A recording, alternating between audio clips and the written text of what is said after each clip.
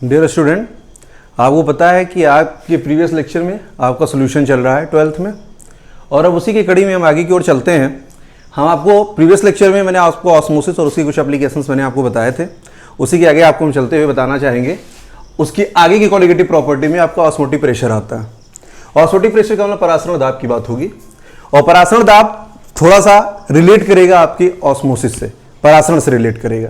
जैसे पहले परिभाषा की ओर हम जाते हैं तो परिभाषा आपकी यही बताई जाएगी कि अर्धपारगम झिल्ली द्वारा विलायक से अलग किए गए विलयन में, विलायक से अलग किए गए विलयन में विलायक के प्रवेश को रोकने के लिए विलयन पर लगाया गया आवश्यक अतिरिक्त दाब उस विलयन का क्या कहलाता है? परासरण दाब कहलाता है। ये बात देखिएगा फिर से कि हमने आपसे बताया कि एक एसपीएम ली गई है, एसपीएम मतलब अर्धपारगम झिल्ली, और उसके द्वारा किसके विलायक से अलग किए गए विलयन में विलायक के प्रवेश को रोकने के लिए विलयन पर लगाया गया आवश्यक अतिरिक्त दाब परासरण कहलाता है, या परासरण दाब कहलाता है। यहां पे इसको क्या बोला जाएगा? आपका ऑस्मोटिक प्रेशर कहलाएगा। क्या कहलाएगा? ऑस्मोटिक प्रेशर कहलाएगा। एक्सपेरिमेंटली देख लेते हैं कैसे होता है। जैसे मैंने आपको बताया था ऑस्मोसिस में कि एक चित्र के द्वारा समझाया गया था। उस चित्र में कैसे आपको मैंने बताया था कि जैसे मान लिया गया कि इस साइड में हमने क्या लिया है कि प्योर सॉल्वेंट ले लिया। क्या ले लिया हमने? प्योर सॉल्वेंट लिया गया। ध्यान से देखिएगा, प्योर सॉल्वेंट का मतलब ये हो गया कि मैंने शुद्ध जल लिया, जिसमें सिर्फ भी किसकी मात्रा? विलायक की ही मात्रा। दूसरी तरफ मैंने अगर आपको दिखाया होगा, मैंने आपको बताया होगा, आपको याद होगा कि मैंने एक दूसरी तरफ लिया था, सोल्यूशन लिया गया था। क्या लिया गया था? सोल्यूशन लिया गया था। मैंने आपको कंसंट्रेशन के बारे में भी बात की थी, और उस कंसंट्रेशन में मैंने बताया कि मान लिया गया कि यहां पे आपने लिखा कि 100 ml आपने सॉल्वेंट लिया है, 100 ml आपने सॉल्वेंट लिया है, और उसी के कंटेनर की उस पर क्या करें कि यहां पे हमने क्या किया कि 100 ml का हमने क्या लिया? सोल्यूशन ले लिया। कितने ml का ले लिया? 100 ml का सोल्यूशन ले लिया। अब देखिए, सोल्यूशन में कहने का मतलब यह है कि कंपोजिशन सोल्यूट और सॉल्वेंट दोनों की होगी। बात समझिएगा कि आपके सोल्यूशन में क्या होगा कि आपका सोल्यूट भी होगा और आपका क्या होगा? सॉल्वेंट भी होगा। जैसे मान लिया गया फॉर एग्जांपल हमने यहां पे ले लिया NaCl प्लस क्या ले लिया गया था? वाटर। क्या लिया गया? NaCl और वाटर लिया गया। यहां पे बताया गया कि वाटर अगर आपका देखा गया प्योर सॉल्वेंट के रिस्पेक्ट में, तो हमने यहां पे क्या लिया था? वाटर लिया था। सीधे डिफिनीशन पे हम आते हैं तो आपको बताते हैं कि बताया गया कि अगर प्योर सॉल्वेंट आपका यहां पे है, तो प्योर सॉल्वेंट का मतलब यह कि विलायक की सांद्रता यहां पे ज्यादा है। किसकी सांद्रता ज्यादा है? विलायक की सांद्रता विद रिस्पेक्ट टू सोल्यूशन। तो विलायक की सांद्रता अगर यहां पे ज्यादा हो रही है और यहां पे देखा जाएगा तो विलायक की सांद्रता इसके अपेक्षा में इसके पास क्या है? कम है। या यूं बोले कि पात्र ए के पास में विलायक की सांद्रता अधिक है। किसकी सांद्रता अधिक है? विलायक की। किसमें? आपके पात्र ए में। जबकि विलय जो आपका दूसरा वाला पात्र है जिसमें विलयन आपने बनाया NaCl और H2O के साथ आपने बनाया है, तो उसमें कहा गया कि ए के अपेक्षाकृत विलायक की संख्या बी में कम है। बात समझे होंगे? हम आपको विलायक के रिस्पेक्ट में लेके चल रहे हैं। विलय की मात्रा यहां पे बिल्कुल कम क्या? यहां पे विलय की मात्रा बिल्कुल है ही नहीं, यहां पे नगण्य बताई जाएगी क्योंकि आपका प्योर सॉल्वेंट है। और यहां पे क्या किया गया है कि NaCl को जब लिया गया तो आपका क्या हो गया? NaCl मतलब हो गया कि आपका 50% वाटर रहा होगा तो 50% NaCl टाइप का कुछ रहा होगा, अगर संतृप्त विलयन की हम बात करेंगे तो। लेकिन अब हमको क्या करना है कि आपको कंसंट्रेशन के मेंशन पे आपको बताना है। तो कंसंट्रेशन मेंशन पे आपको यह बताना होगा कि जो प्योर सॉल्वेंट की कंसंट्रेशन यहां पे ज्यादा है, यहां पे कंसंट्रेशन सॉल्वेंट की कम है। तो कहता है कि एक एसपीएम की लेयर से, किसकी लेयर से? एसपीएम से। यहां पे आप क्या लगाएंगे? एसपीएम आपने लगा दी, सेमी परमेबल मेम्ब्रेन लगा दी। क्या लगा दी? Semi permeable membrane. और सेमी परमेबल मेम्ब्रेन जो होती है वो हमेशा परमेबल होती है किसके लिए? आपके सॉल्वेंट के लिए परमेबल होती है। तो कहा जाएगा, क्या कहा गया कि सेमी परमेबल मेम्ब्रेन की सहायता से अगर आपका विलायक हाई कंसंट्रेशन से अपने के लो कंसंट्रेशन में जाता है, अपने हाई कंसंट्रेशन से लो कंसंट्रेशन में जाता है, दैट मींस ये आपकी जो प्रक्रिया होगी आपका क्या होगा? परासरण। कौन सी प्रक्रिया होगी? परासरण होगी। अब उसी के आगे की ओर हम चलते हैं। हमने आपको इमेजिन करना है आपको कि यहां पे मैंने एक क्या किया है, ये आपका सोल्यूशन है। क्या पे? सॉल्यूशन जिसमें आपकी विलायक के कण क्या है, आपकी एसपीएम के द्वारा इधर की ओर आ रहा है। हमको पढ़ना क्या है, परासरण दाब पढ़ना है। क्या पढ़ना है, परासरण दाब। तो अब परासरण दाब अगर पढ़ना है तो बताया रहेगा कि इधर से सारे मॉलिक्यूल आपके माइग्रेट कर रहे हैं, जैसे यहां से हैं तो इधर की ओर आपके सारे मॉलिक्यूल्स क्या है, माइग्रेट कर रहे होंगे। तो अब करना क्या है इसमें कि हम क्या करेंगे कि इधर के जो आपके माइग्रेट वाले मॉलिक्यूल्स हैं उनको रोकना है। उनको क्या करना है, रोकना है। तो रोकने के लिए हम क्या करेंगे कि सॉल्यूशन के ऊपर कोई ना कोई एक एक्सटर्नल प्रेशर गेन करवाएंगे। क्या करेंगे, एक यहां पे एक्सटर्नल प्रेशर एनालाइज किया जाएगा, और जो प्रेशर यहां पे जो एनालाइज किया जा रहा होता है, मतलब जो अतिरिक्त दाब इसके ऊपर आरोपित किया जा रहा होता है। देखिएगा ध्यान से कि लगातार आपको एक्सपेरिमेंटली समझना है कि लगातार अगर सॉल्वेंट के मॉलिक्यूल इधर की ओर आ रहे हैं तो भाई परासरण हो रहा है। अब इसी परासरण को हमको क्या करना है, रोक देना है। इसी परासरण को क्या करना है, रोक देना है। और परासरण को रोकने के लिए जो हम आवश्यक दाब लगाएंगे, अब आवश्यक दाब कहां लगाएंगे, देखिए आप यहां पे अगर आवश्यक दाब लगा रहे होंगे तब तो सीधे सीधे सॉल्वेंट आपका माइग्रेट होता चला जाएगा। लेकिन हमको लगाना कहां पे, यहां पे हम प्रेशर बिल्कुल नहीं लगाएंगे। हम प्रेशर कहां लगाएंगे, अपने विलेन वाले कंपोनेंट पे लगाएंगे। किस वाले कंपोनेंट पे लगाएंगे, विलेन वाले कंपोनेंट पे लगाएंगे। क्यों, क्योंकि अब माइग्रेट करके हम कहां से कहां आ रहे हैं, आपके सॉल्वेंट से सॉल्यूशन की ओर आ रहे हैं। कहां आ रहे हैं, सॉल्वेंट से सॉल्यूशन की ओर आ रहे हैं। कंफ्यूज मत होइएगा, बताया जा रहा है कि ये आपके हाई कंसंट्रेशन वाले मॉलिक्यूल्स अपने किसमें, लो कंसंट्रेशन की ओर माइग्रेट हो रहे होंगे। तो अब कहा गया कि विलयन की ओर जब आपने आवश्यक दाब, अतिरिक्त वाला दाब आपने लगा दिया इसके ऊपर, तो जब इसके ऊपर अतिरिक्त दाब लगेगा तो अब कहीं ना कहीं इधर की ओर एक दाब आरोपित होगा। समझिएगा कि जब यहां पे मैंने दाब लगा दिया तो इधर की ओर जब आएगा तो दाब धीरे धीरे आपके मॉलिक्यूल्स में लगेंगे, और मॉलिक्यूल्स में लगे तो मॉलिक्यूल्स के द्वारा एक्साइटेड जो मॉलिक्यूल्स है उनको क्या करेगा, वो प्रेशराइज करेगा। और जो प्रेशराइज करेगा तो वो कहां की ओर जाएगा, अपने लो वाले के एरिया में जाएगा या लो कंसंट्रेशन वाले एरिया में जाएगा। तो अब कहां से आ रहा है, इधर की ओर से आ रहा होगा। तो अब करेगा क्या कि जब यहां से दाब आरोपित किया गया तो ये उसको अवरोधक का कार्य करेगा। किसका कार्य करेगा, अवरोधक का कार्य करेगा। और जब ये अवरोधक का कार्य करने लगेगा तो अब परासरण की प्रक्रिया बंद हो गई। किसकी प्रक्रिया बंद हो गई, परासरण की प्रक्रिया बंद हो गई। और जैसे ही परासरण की प्रक्रिया बंद हुई तो उसका पूरा का पूरा जो सॉल्वेंट का मॉलिक्यूल माइग्रेट हो रहा था वो माइग्रेट होना क्या हो जाएगा, बंद हो जाएगा। और यही जो आपका पूरा का पूरा फिनोमिना होता है, इसी को हम परासरण दाब कहते हैं। देखिए कैसे, मैंने कहा कि अर्धपारगम्य झिल्ली के द्वारा, कौन सी झिल्ली के द्वारा, अर्धपारगम्य झिल्ली के द्वारा विलायक से अलग किए गए विलयन, ये विलायक है, ये आपका विलयन है, विलायक से अलग किए गए विलयन में विलायक के प्रवेश को, ये देखिए विलायक के प्रवेश को रोकने के लिए जो आवश्यक दाब आरोपित किया जा रहा है। किस प्रकार का दाब, आवश्यक दाब, वो भी किस पे, विलयन के ऊपर। यहां देखिएगा किसके ऊपर आरोपित कर रहे हो, विलयन के ऊपर आरोपित किया गया, वह उस विलयन का क्या कहलाएगा, परासरण दाब कहलाएगा। ऐसा आपको समझ में आ रहा होगा कि बताया गया कि जब आपने विलयन के ऊपर आवश्यक दाब आरोपित कर दिया तो जो भी मॉलिक्यूल आपके सॉल्वेंट के सॉल्यूशन में आ रहे थे वो आना क्या हो गए, बंद हो गए। और जब पहले स्वतः प्रक्रिया हो रही थी, परासरण में कौन सी प्रक्रिया हो रही थी, स्वतः प्रक्रिया हो रही थी। अब जब यहां पे आपने आरोपित कर दिया, क्या एक प्रेशर आरोपित कर दिया, एक दाब आरोपित कर दिया, तो वही मॉलिक्यूल वहां पे रुक गए। और जिस दाब के कारण वो रुक रहे होंगे, मतलब जिस दाब के कारण वह परासरण की प्रक्रिया रुक रही होती है, उसी को उस विलयन का क्या कहते हैं, परासरण दाब कहते हैं। आशा आपको समझ में आई होगी कि अर्धपारगम्य झिल्ली द्वारा विलायक से अलग किए गए विलयन में विलायक के प्रवेश को रोकने के लिए विलयन पर लगाया गया, कहां पे लगाया, इसको याद रखिएगा, विलयन पर लगाया गया अतिरिक्त दाब उस विलयन का क्या करेगा, परासरण दाब कहलाता है। तो परासरण दाब आपको समझ में आया होगा। अब उसी के आगे हम चलते हैं, आपको उत्क्रम परासरण की बात करेंगे। किसकी बात करेंगे, उत्क्रम परासरण की बात करेंगे। शब्द से ही क्लियर हो रहा है, शब्द से ही क्लियर हो रहा है कि उत्क्रम, उत्क्रम का मतलब रिवर्स, उत्क्रम का मतलब क्या हुआ, रिवर्स। और रिवर्स का मतलब हो गया कि अपने अपोजिट डायरेक्शन में, जिधर जाना है उधर से क्या करना, मूव कर जाना है। तो क्या हुआ, यहां पे बताया जाएगा रिवर्स का ऑस्मोसिस, मतलब उत्क्रम परासरण हो रहा है। परिभाषा देखते हैं इसकी, बोला जाएगा कि विलयन के परासरण दाब से अधिक, ध्यान दीजिएगा, विलयन के परासरण दाब से अधिक दाब विलयन पर प्रयुक्त करके परासरण की दिशा को विपरीत किया जा सकता है। बिल्कुल सही बात है कि परासरण अगर लगातार इस प्रक्रिया में हो रही है, इस प्रक्रिया में अगर लगातार परासरण हो रही है, किसमें, इस वाले साइड में, मतलब सॉल्वेंट टू सॉल्यूशन की परासरण लगातार हो रही है, समझ रहे हैं ना।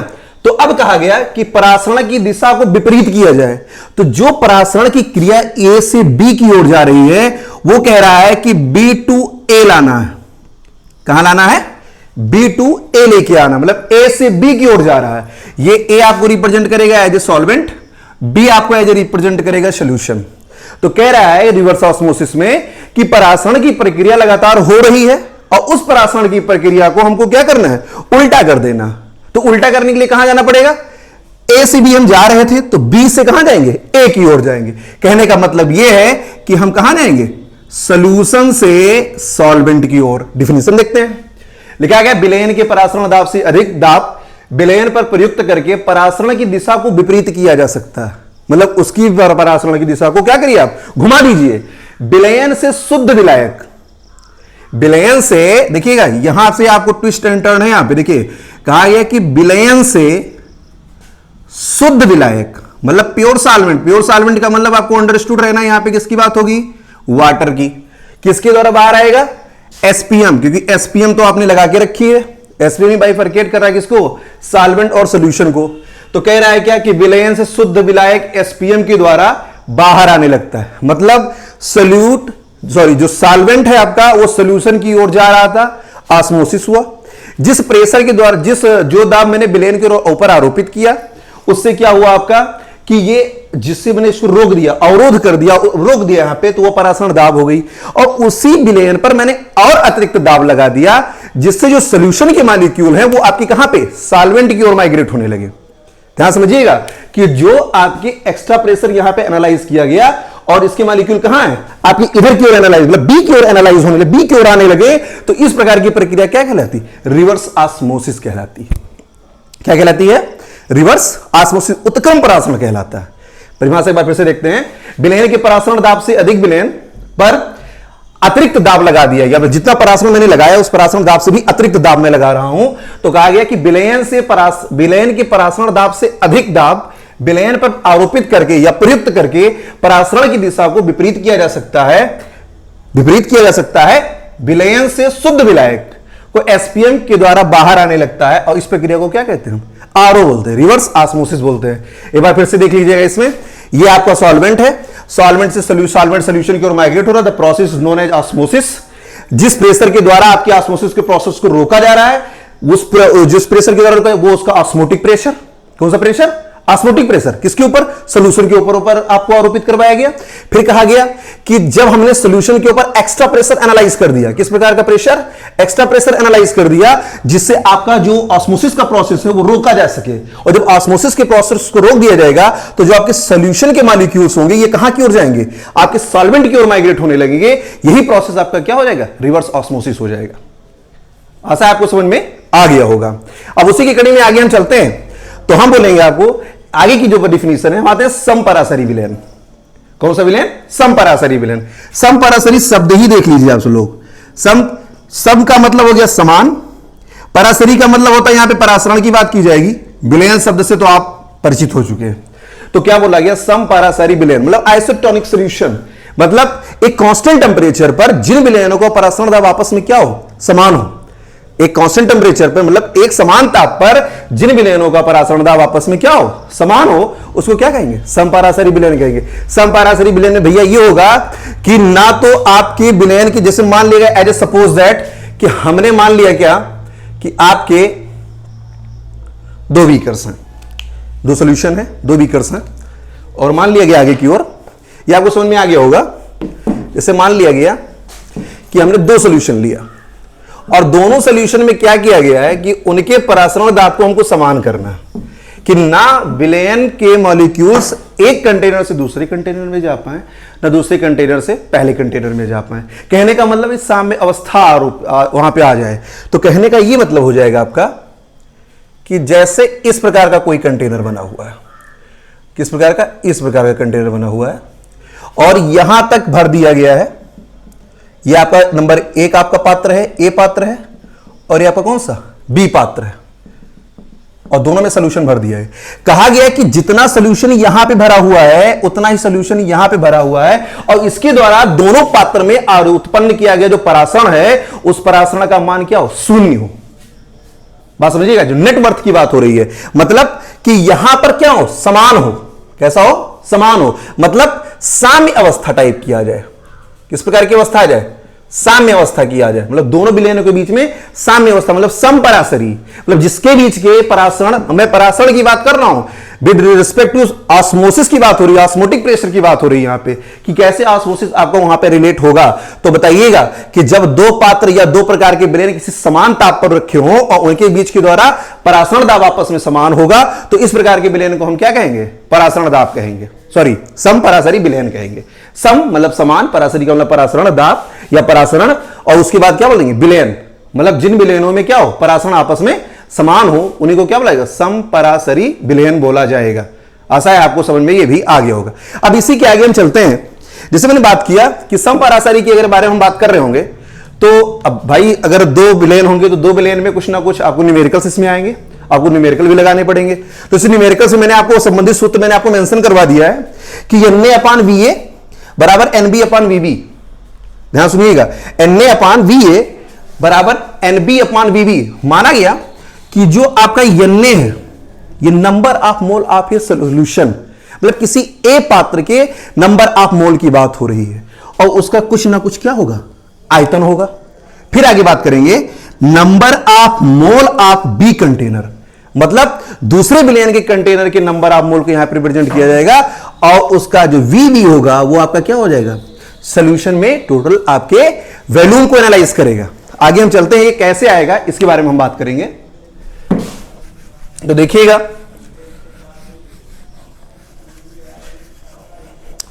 समपरासरी विलयन में आपको परासरण के बारे में बात करनी है। अगर विलयनों का परासरण आपस में समान होगा तो इस प्रकार के जो विलयन बनेंगे वो आपके क्या बनेंगे, समपरासरी विलयन बनेंगे।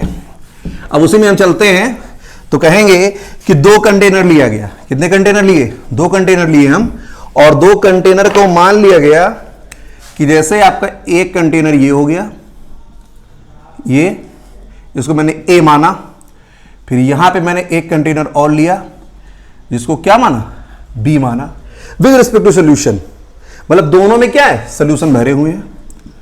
क्या भरे हुए हैं, सोल्यूशन भरे हुए हैं। अब कहा गया कि इसके कुछ ना कुछ नंबर ऑफ मोल होंगे एक कंटेनर के, तो एक कंटेनर का नंबर ऑफ मोल को रिप्रेजेंट Na से किया गया, Na, और Na का मतलब क्या हुआ, नंबर ऑफ मोल। तो यहां पे नंबर ऑफ मोल की बात हुई, मतलब किसके, ए कंटेनर की, ऑफ ए कंटेनर, ठीक। और अब यहां पे क्या होगा, कुछ ना कुछ इसका आयतन होगा, इसको क्या माना जाएगा, Va माना जाएगा। यहां पे Na हो गया और यहां पे क्या हो गया, अब Na और Va किसके लिए, ए कंटेनर के लिए, किसके लिए, ए कंटेनर के लिए। ऐसे ही हम चलेंगे किसमें, बी कंटेनर की बात करेंगे।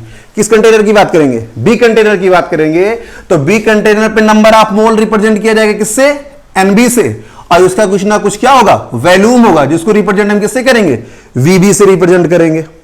बात समझ में आ गई होगी, मतलब volume of B container, volume of A container, number of mole of A container and number of mole of B container.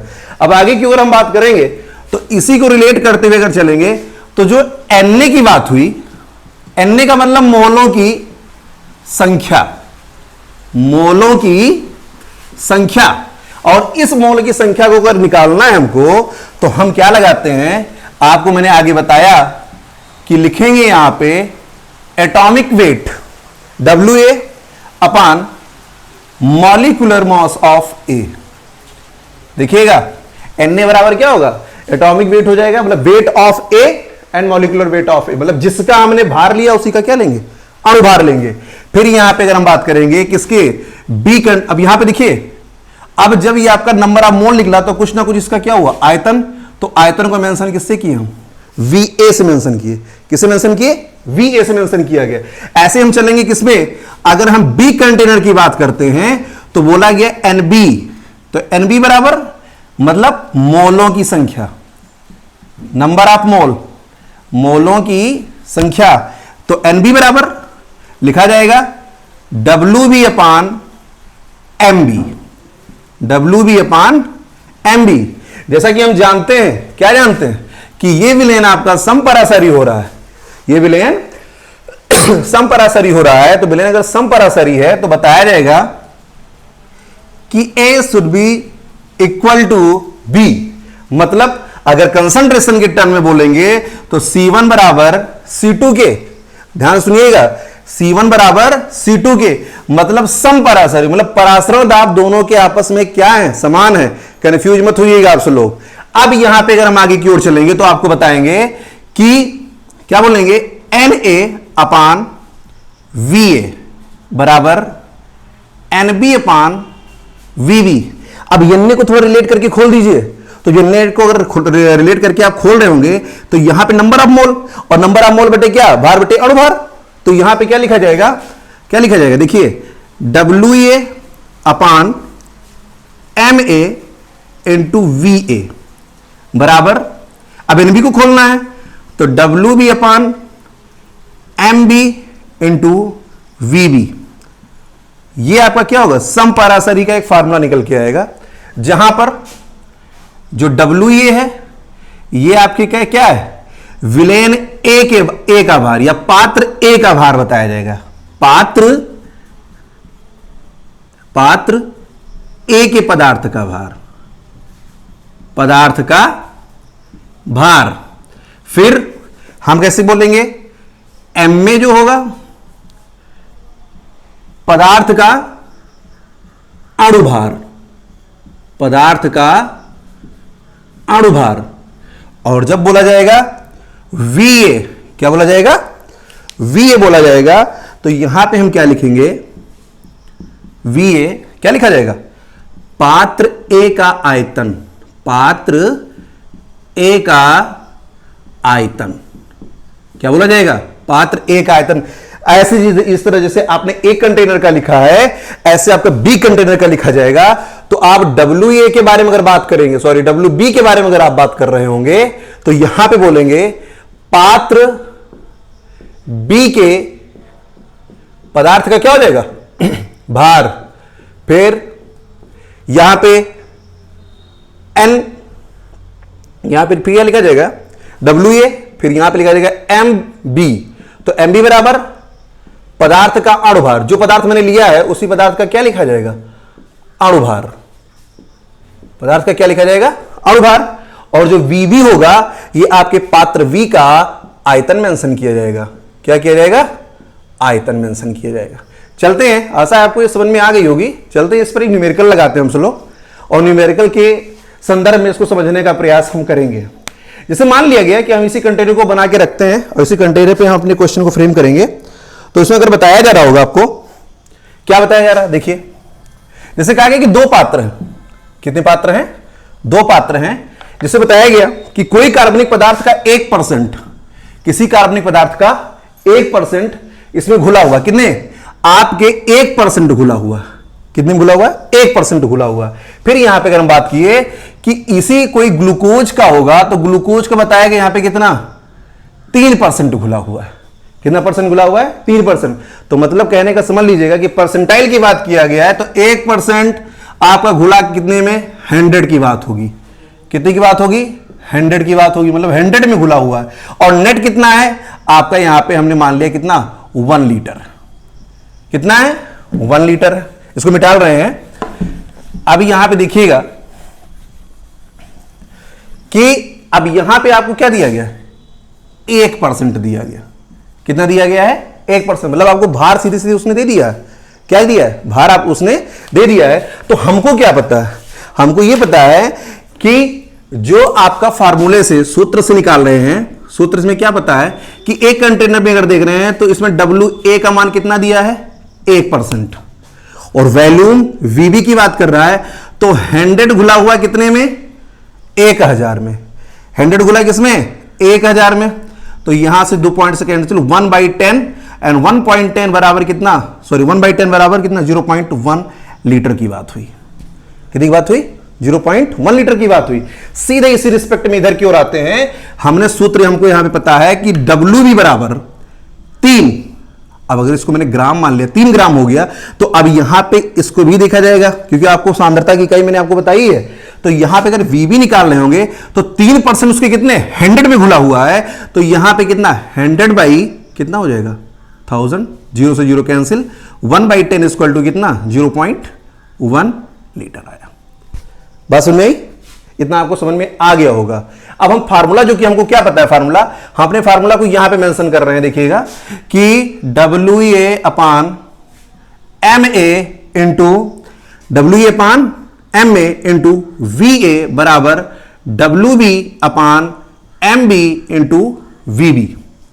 यह आपका फार्मूला हो गया, जैसा कि अभी मैंने आपको इसके बारे में बताया।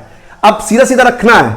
फार्मूले में क्या है, WA का मान कितना 1, और फिर आपको निकालना है कि इसका अनुभार निकालना, मॉलिक्यूलर वेट निकालना है। क्या निकालना है, इसका इस कार्बनिक पदार्थ का जो अननोन कार्बनिक पदार्थ दिया गया है, इसी का हमको क्या करना है, मॉलिक्यूलर वेट निकालना है, जो आपको दिया गया। मॉलिक्यूलर वेट का मतलब क्या हो गया, पता होगा आपको। अब इसी मॉलिक्यूलर वेट को आपको क्या करना है, फाइंड आउट करना है। तो यहां पे कितना 1 पॉइंट है, तो यहां पे कितना हो गया 1, और निकालना क्या है MA निकालना है। तो यहां पे हमने क्या लिख दिया MA, ऐसे लिखा रख दीजिए, इंटू 0.1 इक्वल टू कितना है उधर आपका WB का मान 3 इंटू, अब मॉलिक्यूलर वेट किसका, ग्लूकोज का रखना है। अभी मैंने आपको बोला है किसका रखना है, ग्लूकोज का। तो ग्लूकोज का फार्मूला क्या होगा, अब ग्लूकोज का अगर फार्मूला अगर देखते हैं तो यहां पे देखिएगा, ऐसे आपको हम रफली कार्य समझाने का प्रयास करेंगे। C6H12O6। अब इसी का आपको क्या निकालना, मॉलिक्यूलर वेट निकालना है। और मॉलिक्यूलर वेट आपको 11th से आपको निकालना आ रहा होगा, इसी प्रैक्टिस के ऊपर ही आना है आपको। जैसे हम इसका निकालने के लिए आ रहे हैं, तो इसमें अगर निकालेंगे तो आपका निकलेगा टोटल कितना 180 आएगा। कितना आएगा 180 आएगा। अब यहां पे ये आपको एक्सपीरियंस भी आएगा, आपको अगर लगातार इसका प्रैक्टिस कर रहे होंगे तो आप इसको निकाल ले जाएंगे। कहिए तो हम निकाल के आपको बताया दे रहे हैं। देखिए कैसे, जैसे कार्बन का परमाणु क्रमांक अगर हम लिख रहे हैं, तो कार्बन का परमाणु क्रमांक कितना 6 का कितना किए 12, तो 6 दूनी 12। अब 12 1 का तो कितना है यहां पे 6, तो अब हाइड्रोजन कितना 12। देखिए ऑक्सीजन का एक परमाणु का देखा जाए परमाणु क्रमांक तो 8 का दुगना करो तो 8 दूनी 16, तो 16 अगर 1 का तो कितने परमाणु 6, तो 16 छक्का 96। अब यहां पे देखिए 72 12 और कितना 96, तो कितना हो जाएगा ये 9 1 10 7 17 और 1 18, यहां से तो कितना आ गया 180 आ गया। तो हमने यहां पे कितना रखा 180 इंटू 0.1। देखिए 0.1 से 0.1 क्या हो गया कैंसिल, तो यहां पे कितना बचा 1/MA इंटू 3/180, और क्रॉस मल्टीप्लीकेशन करो तो क्रॉस मल्टीप्लीकेशन का हो जाएगा 180 बराबर 3MA। तो MA is equal to 180 by कितना 3 बराबर कितना हो जाएगा 60। तो molecular weight of A component जो होगा वो कितना आएगा 60 आएगा। आशा है आपको समझ में आ गया होगा कि दोनों कंटेनर में आपने एक भी क्या रखा कि 1% कोई कार्बनिक पदार्थ घुला हुआ है, और 1% किसमें आपके 1% का मतलब हो गया कि वो अपने 100 को संतृप्त कर रहा होगा। तो यहां पे कितना लीटर में इसको निकाल लिया। फिर यहां पे कितना दिया हुआ है 3% ग्लूकोज घुला हुआ है, तो ग्लूकोज घुला तो ग्लूकोज का मॉलिक्यूलर वेट आपको पता हो गया। हमको फाइंड आउट क्या करना था, आप जिस कार्बनिक पदार्थ को निकालने का प्रयास करें तो उसी का मॉलिक्यूलर वेट आपको फाइंड आउट करना था। एक क्वेश्चन आपको मैंने आपको समझा दिया है इस कॉन्सेप्ट के ऊपर, और आगे आप नोट्स में लगाते हुए आपको जो होमवर्क दिया जा रहा है आप उस पर लगातार लगाते रहिएगा। आशा है आपको दिए गए लेक्चर्स में आपको समझ में आए होंगे। आप इसको कमेंट बॉक्स में आप अपने सजेशन को दीजिएगा। Thank you.